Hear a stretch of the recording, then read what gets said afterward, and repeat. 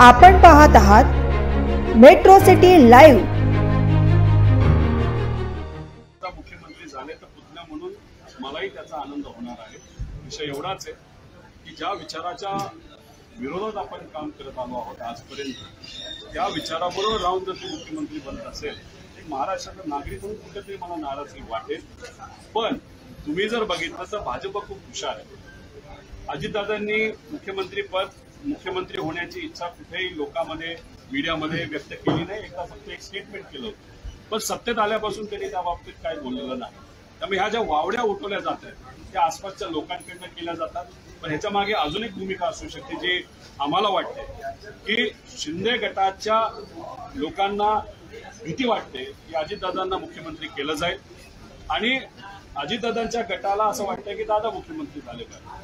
पण हा वाद कदाचित दादांमध्ये आणि एकनाथ शिंदे साहेबांमध्ये नसेलही, पण तो वाद कदाचित भाजपकडनं मुद्दामून लावला जातो का काय?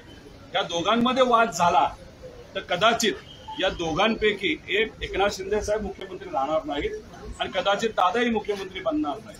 या दोघांचा वाद असल्यामुळे आणि तो वाद पुढे दाखवून कदाचित भाजपचाच मुख्यमंत्री होईल का काय अशी सुद्धा चर्चा काही लोकांमध्ये सुरू आहे।